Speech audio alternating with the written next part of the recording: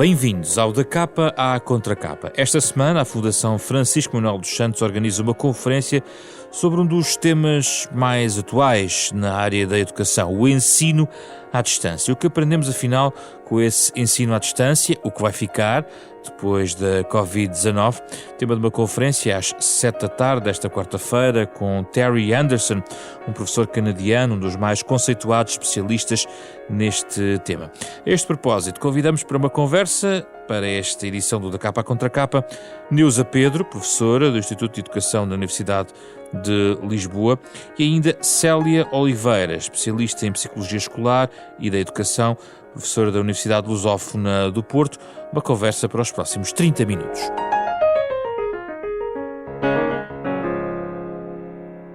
Bem-vinda, Neuza Pedro. Obrigado pela sua disponibilidade para falar connosco sobre este tema que vai à conferência esta semana, organizada pela Fundação Francisco Manuel dos Santos. Quando discutimos este tema do ensino à distância, estamos nós em condições de fazer neste momento uma reflexão realmente equilibrada sobre o assunto ou demasiado contaminados pelo impacto que a pandemia e a experiência de ensino à distância nos trouxe? É arriscado refletir a quente, digamos assim, sobre a experiência? Sim, há um risco inerente a esta vivência ainda presente de cenário pandémico. Nós não saímos dele e ainda vai demorar algum tempo a que assim seja. Mas, ao mesmo tempo, é muito importante fazê-lo. O quente traz-nos também a sensação de que realmente houve processos menos bem conseguidos que precisamos rapidamente colmatar, mas houve também aquisições que, se não trabalharmos de forma urgente para capitalizar, rapidamente elas se perdem. Uma dessas conquistas, diria, é o nível de capacitação digital ou a promoção de competências digitais que realmente todos nos últimos anos tivemos que adquirir, garantir, manter e ampliar. E, por consequência, nós sabemos que a tecnologia evolui muito rápido. Se nós não trabalharmos de forma muito imediata e capitalizarmos essas competências adquiridas, rapidamente elas se vão. E, por consequência, esta temperatura alta em relação à qual nos colocamos agora tem aqui um ponto muito favorável. Houve processos bem adquiridos e que precisamos capitalizar com urgência, e houve falhas muito grandes que não precisamos de ver acontecer novamente. E a única maneira que nós temos de não as repetir é realmente pensar com muita seriedade e de forma refletida sobre o que foi conseguido e o não tanto. Desde logo há um problema básico, que é a infraestrutura, não é? A ideia de haver uma infraestrutura capaz de colocar toda a gente em contacto neste sistema. Esse é um desafio. Sem resolvermos esse desafio, vale a pena pensar nos outros ou temos que pensar em todos ao mesmo tempo? Temos que pensar em todos ao mesmo tempo porque, quer dizer, a sociedade não se vai compadecer destas nossas dificuldades em saber articular de forma harmoniosa tudo aquilo que precisamos de articular, de modo a que a educação comece a ser hoje aquilo que nós já precisávamos que ela fosse. Mas é verdade que há uma questão infraestrutural que precisa de ser garantida. Aliás, eu gostava de partilhar o facto da própria Unesco recentemente ter desenvolvido um manifesto para a Wired Education, exatamente pela ideia de que, para garantir educação hoje, já percebemos que ter acesso a serviços de conectividade é fundamental, porque se a educação é um direito, e se hoje, de forma, nem que seja intermitente, ela acaba por ser mediada pelos serviços de conectividade, então, para assegurar o direito à educação, nós temos que assegurar acesso a infraestruturas que liguem as pessoas ao mundo do conhecimento e ao mundo social. E, portanto, garantidamente isto passou para a agenda do dia.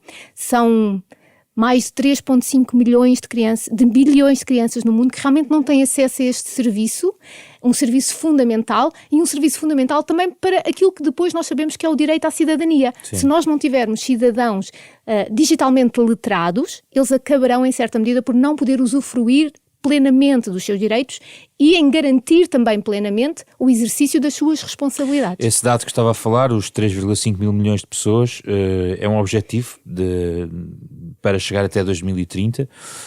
A Unicef divulgou muito recentemente um relatório exatamente sobre ensino, o chamado Remote Learning Readiness Index, ou seja, um índice de prontidão para a aprendizagem remota. Não é a situação propriamente portuguesa, mas se calhar poderemos refletir sobre isso. A verdade é que este índice mostra que pelo menos 200 milhões de crianças em idade escolar vivem em 31 países de médio e baixo rendimento que continuam sem condições para implantar esse ensino remoto, sobretudo em zonas como a África Ocidental e a África Central. Portugal, onde é que fica na escala do mundo nesta matéria? Portugal fica, eu diria, bem posicionado no geral, menos bem posicionado do que nós desejaríamos, não é? Eu acho que isto é verdade não só para Portugal, mas para a Europa. A pandemia não nos colocou tão bem na fotografia, em termos de serviços de conectividade e também acesso a equipamentos de produtividade como nós gostaríamos. Ou seja, durante este processo de ensino remoto de emergência, que vivemos nos últimos anos letivos, os alunos precisavam não só de garantir que as suas casas tinham acesso a uma internet de qualidade, mas também que conseguiam ter acesso a equipamentos de produtividade. E isto não é um telemóvel, é um tablet. Não se consegue estar uma manhã inteira de trabalho, de forma produtiva, a trabalhar com base nesta tecnologia que é utilizada para ser um apoio àquilo que são ferramentas de produtividade sérias. E isso faz com que esses números que indicou sejam um bocadinho mais altos quando estes dois requisitos se colocam em articulação. Qual foi o principal problema em Portugal, na sua perspectiva? Eu já percebi, e os ouvintes têm que perceber isto, a sua expressão é ensino remoto de emergência, não ensino à distância, não é? Para mim é importante fazer a distinção porque quando colocamos as etiquetas nos sítios errados, depois temos também percepções inadequadas sobre o objeto que estamos a falar. E, portanto, é muito importante perceber que educação à distância, ou aquilo que hoje em dia será mais correto, que será online education, porque a ideia de que ensino e aprendizagem têm que ser considerados, não só a questão do ensino, mas a educação no todo, e de que muito do que ambicionamos é que ela seja mediada por tecnologias robustas. Robustas não só na qualidade, mas também na amplitude de serviços que traz. E, portanto, é preciso distinguir que aquilo que se viu nos últimos anos, nos últimos 2 anos letivos, foi uma situação de emergência. Portanto, a emergente tem que ser realmente muito sublinhada. É possível fazer o balanço em Portugal dessa operação de emergência? Eu acho que o nosso Ministério tem dados sólidos sobre isso. Já houve um relatório publicado no final do ano letivo transato, portanto 2021, na verdade em julho do ano letivo passado, portanto 2020, estou a ser certa, e os dados não são propriamente muito desmotivantes, pelo contrário. Mas ainda assim, há todo um balanço que precisa de ser feito realmente quando a pandemia acabar, não só os do ano letivo de 21, mas também aquilo que estamos a viver agora. Portanto, não saímos de um cenário pandémico. Todos os dias continuam a encerrar-se turmas, todos os dias continuam professores a ter que lecionar em regime híbrido, que é um conceito que eu também não gosto muito, mas que em certa medida coloca cenários de apoio a alunos no presencial em simultâneo com o apoio a alunos que estão em casa. Mas há indícios de que alguma coisa foi aprendida face ao início da pandemia, ou seja, hoje em dia quando uma turma vai para casa, as escolas têm mais informação sobre o que fazer. Qual foi, na sua perspectiva, da avaliação que fez, dos testemunhos que eventualmente recolheu, o erro que foi cometido naquele contexto e que agora estão a tentar não cometer quando esta situação acontece? Além da questão da infraestrutura, que realmente se tentou compensar com a agilidade possível, mas tentou, eu acho que a grande dificuldade que realmente se viveu foi uma transferência, uma transposição direta das práticas presenciais para online. E isso percebeu-se com muita rapidez que não estava a funcionar muito bem, que a carga de trabalho que estava a ser pedida aos alunos não era dimensionada para o tempo que estava a ser proporcionado, que aquilo que também eram os elementos de suporte dado pelos professores não poderiam permanecer a ser tão limitados e tão, às vezes, temporâneos como se pretendia, e, portanto, houve aquisições feitas, houve aprendizagens estabelecidas. Na verdade, os factos, eu acho que temos que perceber agora é que também nivelámos muito pela média, ou seja, trabalhámos isto de forma pouco distinta, eu diria no primeiro ciclo, comparativamente ao segundo e terceiro, e depois ao secundário, para não falar no superior, que também precisaríamos de falar. Mas agora temos que perceber que realmente aqui há faixas etárias que precisam de um conjunto de soluções que não são exatamente as mesmas noutro nível etário, e, portanto, a personalização deste tipo de soluções hoje em dia tem que ser prioridade. Já se percebeu as regras gerais, já se percebeu o que é que nelas funciona e o que nelas não funciona, e agora temos que tomar soluções que realmente sejam adequadas às faixas etárias das crianças. E depois eu acho que há elementos adicionais que têm que considerar-se. Cada professor conhece muito bem a sua turma, conhece muito bem os seus alunos. E esta personalização, esta adaptação àquilo que é o contexto, as características, as necessidades de cada turma e de cada aluno, hoje em dia tem que ser uma prioridade. E o sistema está preparado para dar autonomia aos professores e às escolas para isto? Eu acho que sim. Se bem que nós nunca estamos numa situação ideal, não é? No domínio educativo, temos feito nos últimos anos um investimento muito sério, nomeadamente no programa de flexibilidade e autonomia curricular, onde se procurou que as escolas percebessem que elas próprias têm, por exemplo, poder para determinar o seu próprio currículo. Parte dele, mas têm. De que têm que repensar as suas práticas avaliativas e que têm que torná-las também mais específica aos seus próprios projetos de escola. No próprio ensino remoto de emergência, que eu preciso de reafirmar o conceito, também foi pedido a cada escola para fazer o seu plano EAD, portanto, o seu plano de educação à distância. Cada escola teve que se definir, cada escola teve que definir o seu horário, cada escola teve que definir aquilo que seria o seu modelo de implementação e, portanto, eu acho que não só as escolas estão num momento, vamos dizer, favorável nesse sentido, como também têm que capitalizar esse investimento e tomar partido desta autonomização que se lhes tem proporcionado, com a devida responsabilidade que vem inerente a ela. Mas eu diria que sim, eu acho que estamos num momento bom nesse sentido. Deixa-me voltar um pouquinho à questão presencial versus online, ou de certa maneira compatibilizado, porque em situação normal, sem uma pandemia, sem uma emergência que o permita, porquê é que devemos ter ensino à distância, se vivemos todos estes séculos, estas décadas, com ensino essencialmente presencial? Porquê é que devemos ter esse ensino à distância? Essa é uma pergunta muito, muito interessante. E eu podia responder com o inverso, que é, mas porquê é que não podemos? Porquê é que temos que escolher? Porquê é que dentro das opções que nos são dadas nós temos que perder algumas? Mas essa seria a resposta imediata e não era tão desafiante como a pergunta. E eu diria que não só ela tem que estar em cima da mesa pelo cenário pandémico que vivemos, como também pela relação mais próxima que nós precisamos que a escola tenha com o mundo real e com depois o mundo profissional. Não vamos ter, não dificilmente conseguimos prever uma sociedade onde a questão do digital não esteja presente e dificilmente conseguimos pensar em profissões na atualidade ou no futuro onde a questão do digital não esteja presente. Mas isso é uma questão, isso leva-nos para outra questão, que é diferente do ensino à distância, que é a introdução de tecnologia, por exemplo, na escola presencial, que gera um debate anterior. E com projetos piloto, inclusivamente nesta matéria. São duas questões diferentes.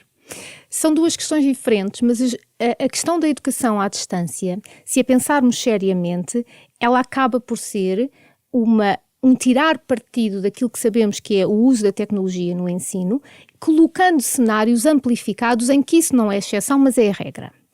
E ela traz como possibilidade um conjunto de ofertas que, se nós nos mantivermos somente no presencial, não tínhamos disponível. Pensamos num cenário em que, por exemplo, um estudante em Lisboa quer desenvolver um curso, até no ensino profissional, não precisamos de ir para o ensino superior, no ensino profissional, onde ele quer completar o 12º ano, que é obrigatório em Portugal. O aluno está em Lisboa e gostaria de fazer um curso na área dos jogos digitais. Sim. A única oferta formativa, pelo menos a boa oferta formativa que se conhece nessa área, existe no Norte, ali por Bragança, juntamente a essa região.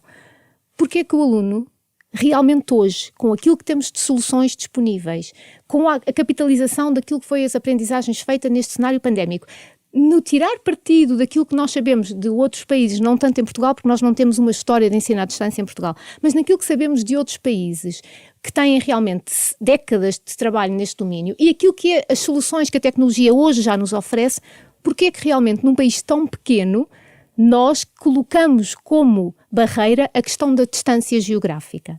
E isto é um abrir de soluções que eu estava a tentar indicar há pouco, que é importante para hoje, porque amplifica as oportunidades que existem, mas mais do que isso, do meu ponto de vista, isto é prática que a pessoa futura empregada em determinada área profissional vai ter que saber muito bem lidar. O que é que eu queria tentar enunciar com esta ideia?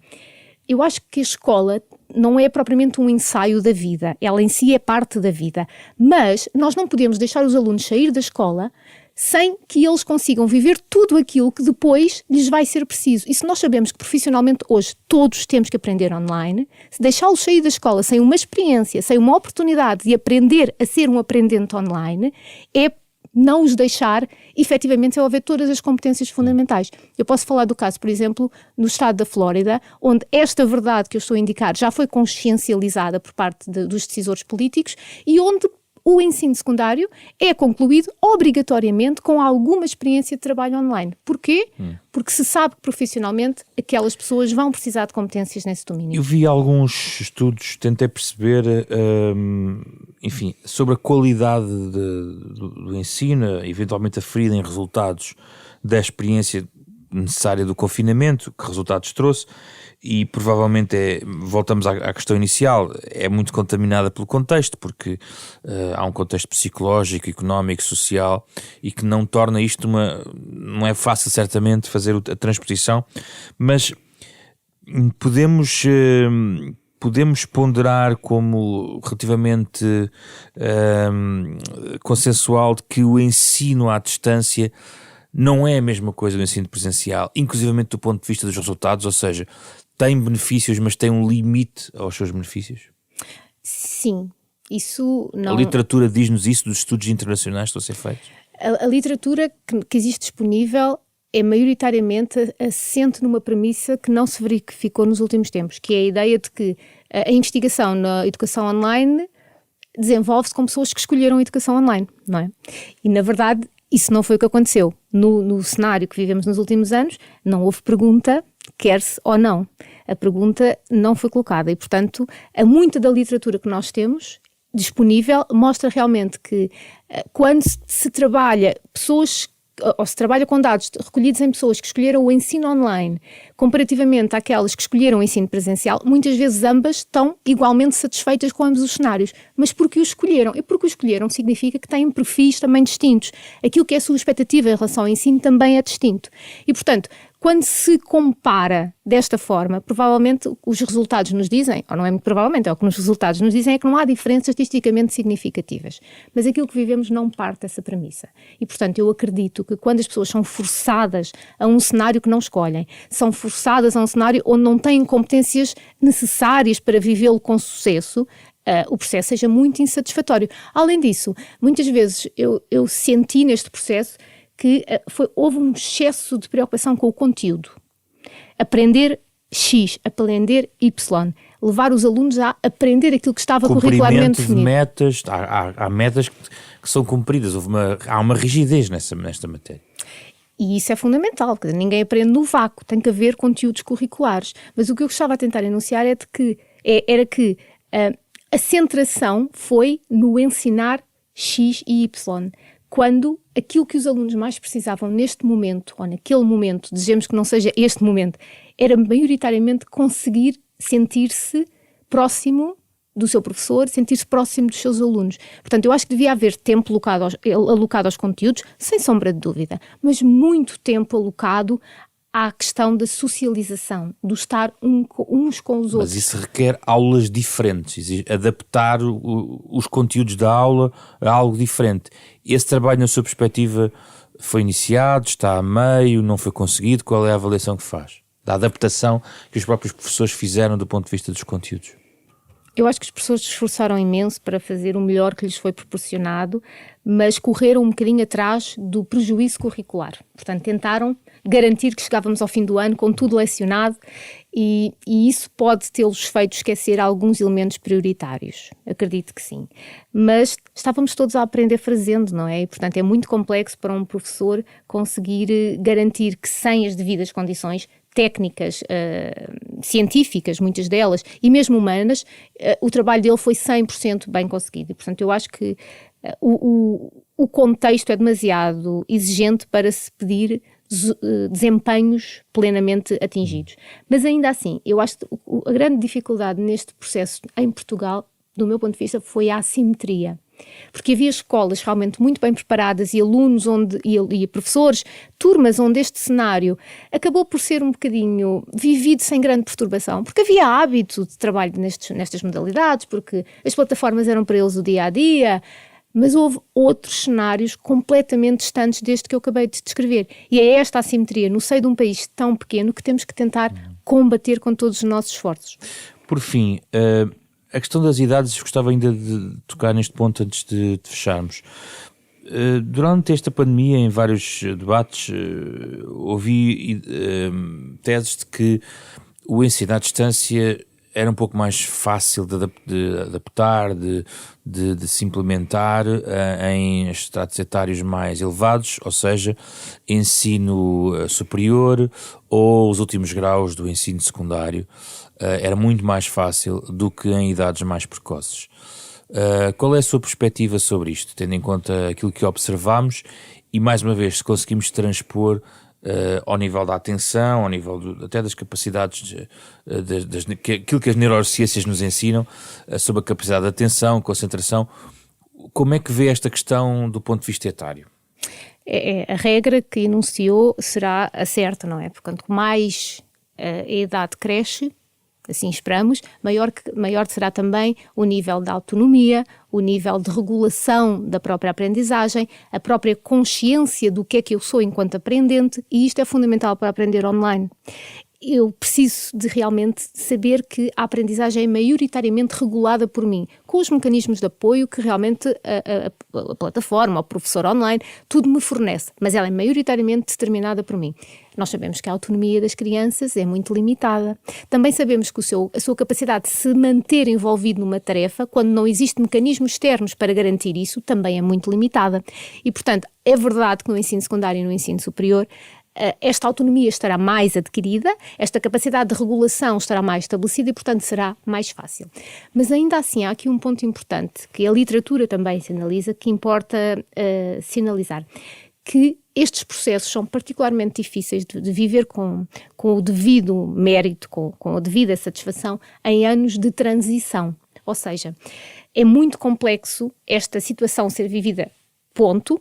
Isso não se pode negar, mas é mais complexo isto ser vivido quando o aluno está a passar quando está a entrar no primeiro ciclo, obviamente, mas quando passa do primeiro ciclo para o segundo, ou seja, ali o quinto ano, que é um momento muito importante naquilo que é o percurso do aluno. O próprio autoconceito autoconceito académico sofre ali um processo sério de agitação, mas também é verdade na entrada para o ensino secundário e também é verdade na entrada para o ensino superior.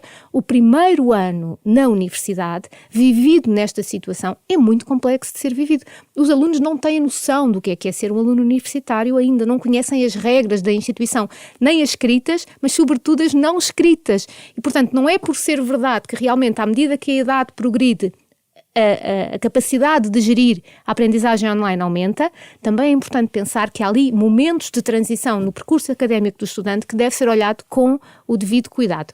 Acresce a isso o facto de nós sabermos que nada disto é alheio às próprias características de determinado estudante, não é? Portanto, isto para dizer o quê? Que às vezes há alunos de 17 anos, não é? Cujo nível de atenção, capacidade de regular as próprias emoções, a motivação, são menores do que alunos de 12, não é? Portanto, tudo isto precisa de perceber que estamos a lidar com seres humanos e, portanto, muitas vezes a exceção ou a consciência de que há exceções precisa de ser a regra. Muito obrigado, professora Neusa Pedro, pela sua disponibilidade para estar aqui neste programa da Capa à Contra Capa. Dou agora as boas-vindas à professora Célia Oliveira. Obrigado pela sua disponibilidade, à distância, mas ainda assim, de forma remota, se calhar em linha, com o tema que estamos aqui a falar. Professora Célia Oliveira, uma das questões essenciais aqui diz respeito ao balanço que a própria pandemia ou a utilidade de um balanço do que aconteceu com a pandemia para a relevância do ensino à distância. Eu coloco-lhe a mesma questão que coloquei há pouco à professora Neusa Pedro, que é: isso distorce a nossa avaliação sobre a real relevância do ensino à distância? Precisamos de mais tempo para avaliar, precisamos de não fazer toda essa reflexão no momento em que ainda estamos com condicionantes pandémicas. Há turmas ainda que vão para casa e estão, no fundo, a olhar para o ensino à distância como recurso de emergência? Boa tarde, obrigada pelo convite. É um gosto participar no programa. Eu diria que nós temos já alguma informação que nos permite extrair algumas conclusões importantes.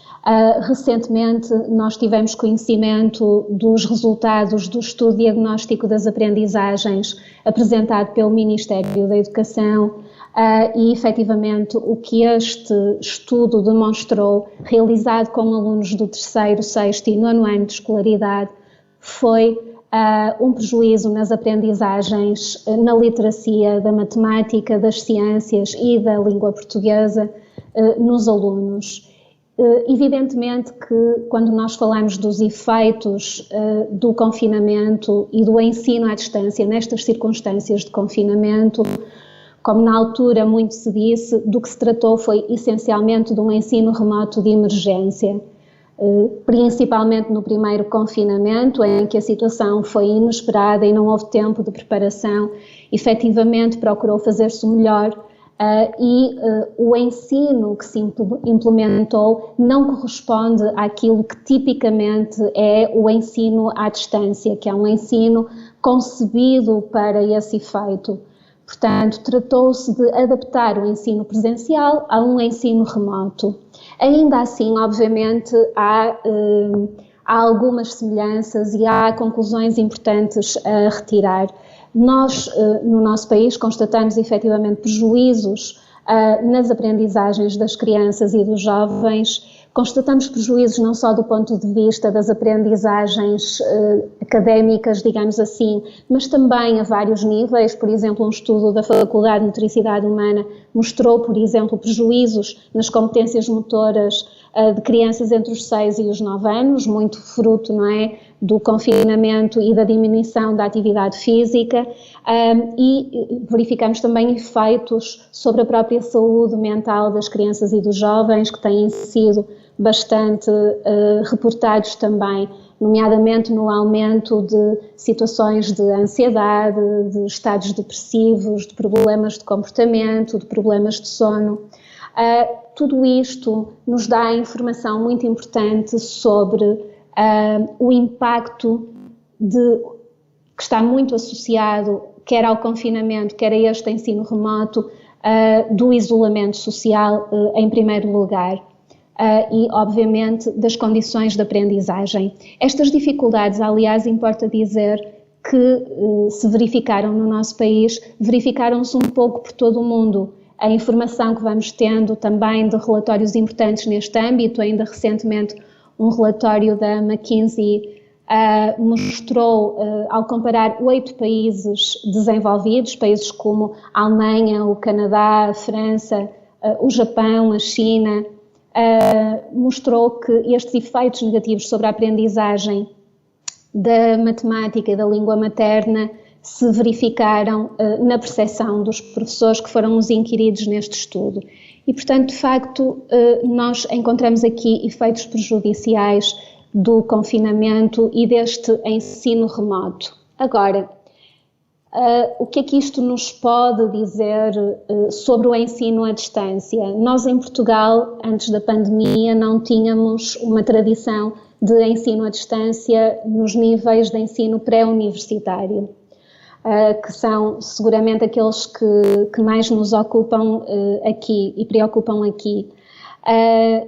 Mas a informação que nós temos de outros países onde a chamada escola virtual já funciona há algumas décadas, como por exemplo acontece nos Estados Unidos, há investigação sobre os efeitos desta escola virtual, que comparam as aprendizagens de alunos que frequentam o ensino à distância e alunos que frequentam presencialmente, e há estudos significativos, revisões que abrangem quase 2 décadas de investigação, estudos que abrangem amostras muito significativas com dezenas de milhares de alunos e que mostram com alguma consistência que os alunos que aprendem à distância têm aquisições inferiores aos alunos que aprendem presencialmente. E esses estudos incidem muito nas aquisições da língua materna e da matemática, mas também das ciências. E isto deve fazer-nos pensar, há muitos fatores seguramente que explicam isto. Um dos fatores essencial é o meio de aprendizagem. Não é o meio que determina a qualidade da aprendizagem, mas sim o método. E a mediação da aprendizagem através da aprendizagem digital, que é o que acontece no ensino à distância, mesmo que monitorizada, obviamente, por um professor, não é equivalente, digamos assim, à aprendizagem presencial e não é equivalente em diferentes pontos de vista, não é equivalente na interação, na interatividade que proporciona, no contacto que proporciona entre professor e aluno, no tipo de monitorização que permite fazer. A aprendizagem é, obviamente, uma competência social também, e mediada socialmente, e já agora vale a pena dizer que um dos maiores preditores da aprendizagem dos estudantes é precisamente o professor.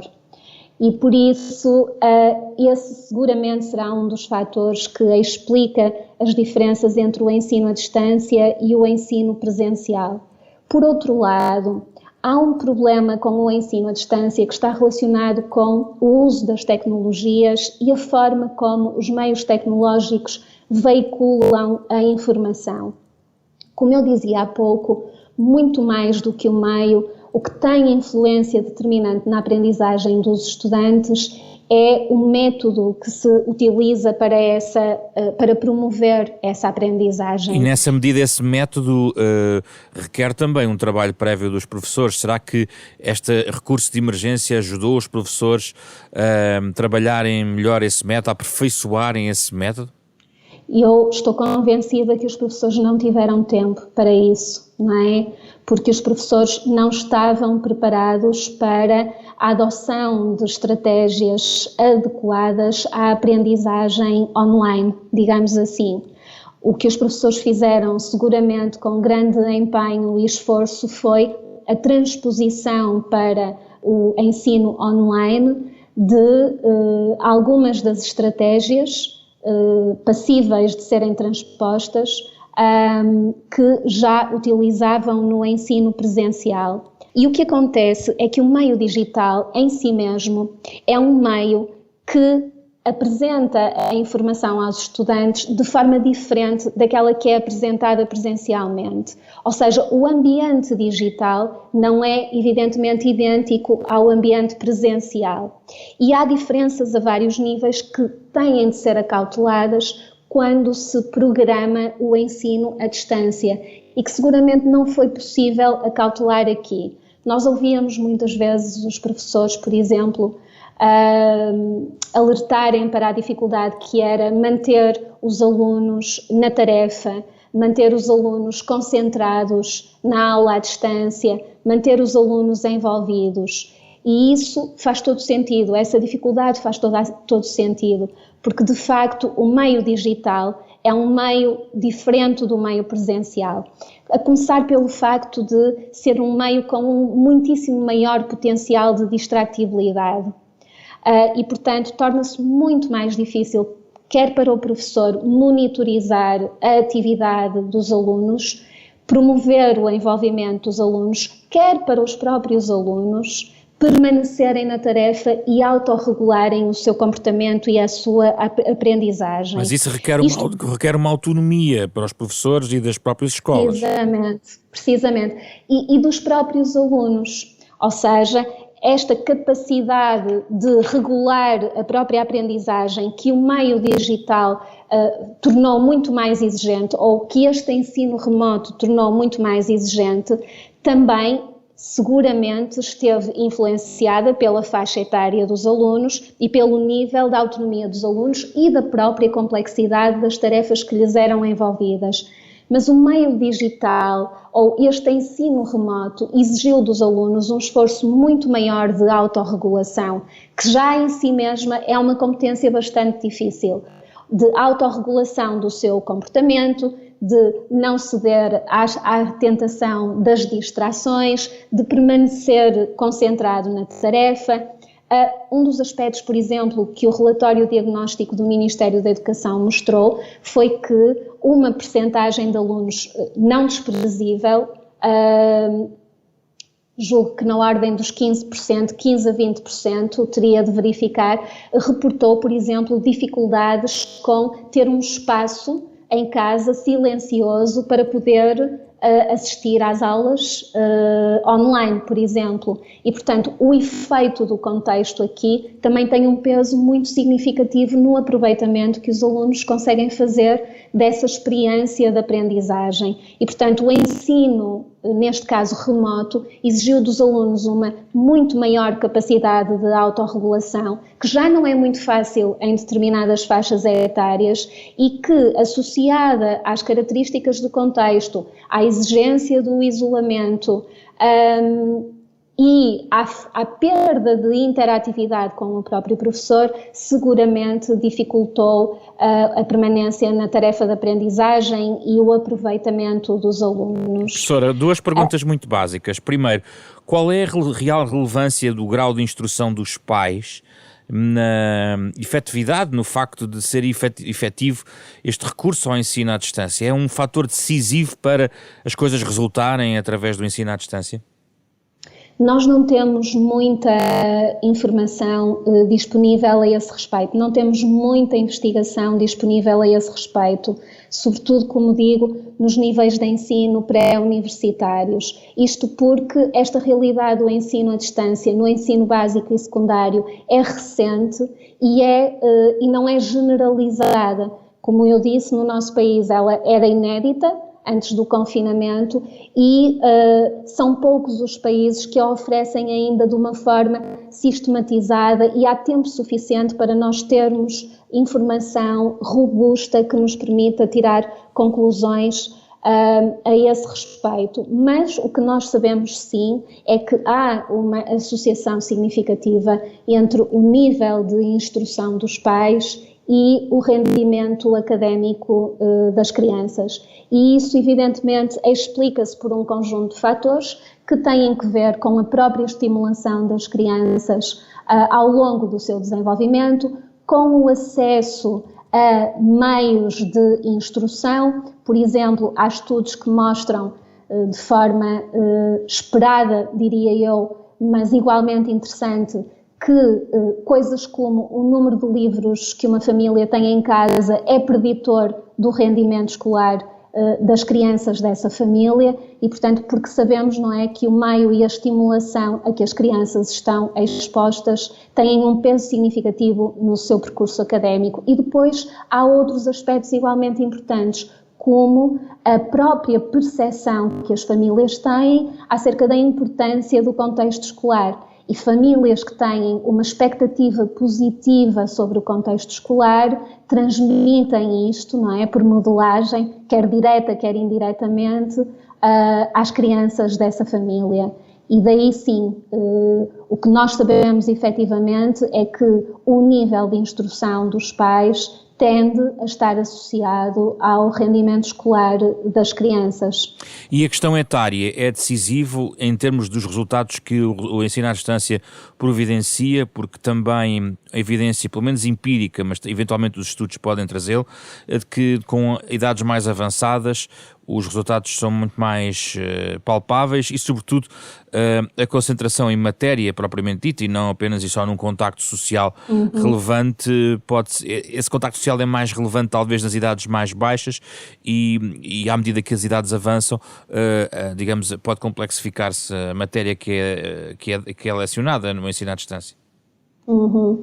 Olha, essa é uma questão interessantíssima porque a maior parte da investigação que existe sobre os efeitos do ensino à distância, como eu referi, é com estudantes do ensino superior, que têm um grau de autonomia completamente diferente.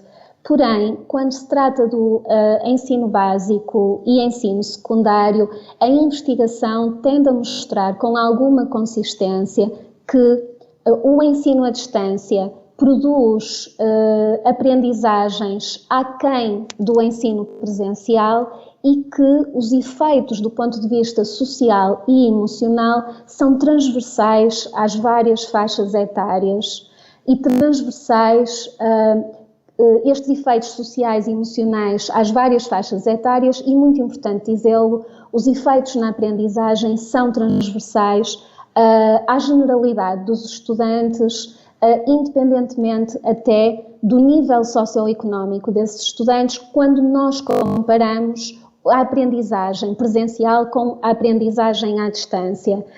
E isto deve fazer-nos pensar numa questão especialmente preocupante, que é o aparente risco de agravamento das desigualdades associadas ao ensino à distância.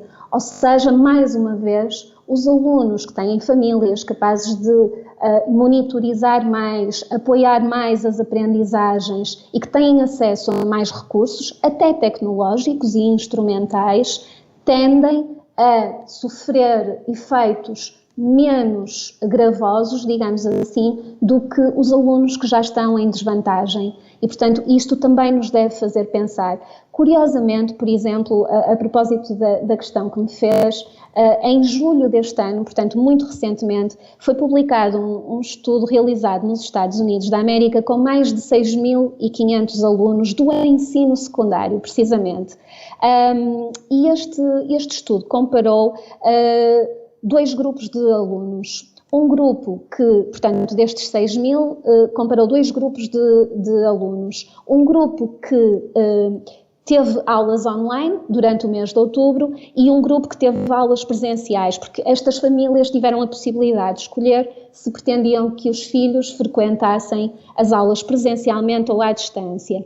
E o que o estudo mostrou foi que, quando se comparou a avaliação pré e pós-período de aulas, os alunos que tiveram aulas online apresentaram níveis mais baixos de bem-estar social, emocional e académico, independentemente de diferenças de género, de etnia ou de estatuto socioeconómico, o que mostra que, efetivamente, estes efeitos, apesar, obviamente, da maior competência esperada dos alunos um pouco mais velhos, que têm mais autonomia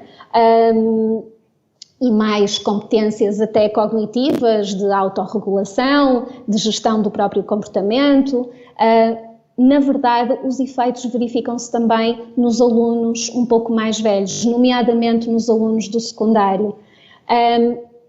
Com isto, nós não devemos assumir que o ensino à distância só tem desvantagens ou que a tecnologia, não é, que é o meio preferencial aqui de mediação da aprendizagem no ensino à distância, deve ser problematizada. Não é disso que se trata. De facto, a investigação que nós temos até ao momento aponta neste sentido.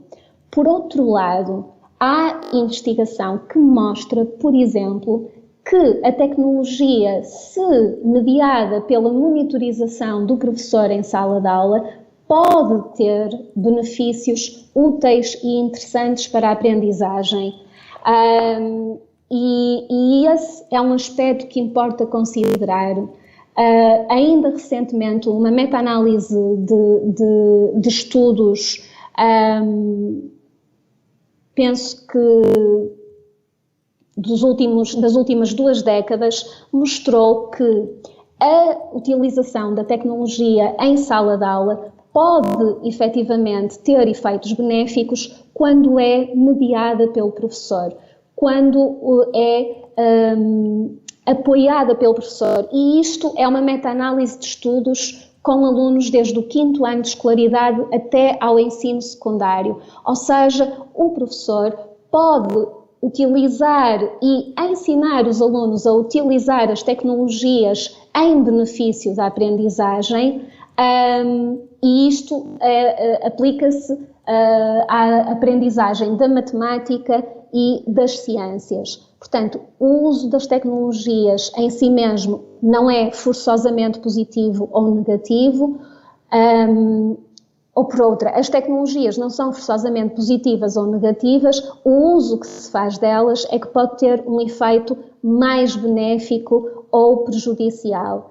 E eu penso que essa é também uma das questões importantes que devemos considerar quando pensamos no uso das tecnologias para a aprendizagem. Muito bem, muito obrigado pela sua disponibilidade. Célia Oliveira e Neuza Pedro debateram aqui em duas conversas diferentes e complementares o ensino à distância, tema que vai ser debatido pela Fundação Francisco Manuel dos Santos esta semana no mês da Educação e Ciência. Podem encontrar pormenores no site da Fundação Francisco Manuel dos Santos, onde vai encontrar também a versão podcast deste programa com a conversa integral com as nossas convidadas, também disponível nas outras plataformas de podcast e em rr.sap.pt. Programa com o genérico original de Mário Lajinha, parceria da Renascença com a Fundação Francisco Manuel dos Santos, esta semana com Carlos Vermelho, Ana Marta Domingos, André Peralta e José Pedro Frazão. Regressamos na próxima semana com outro tema.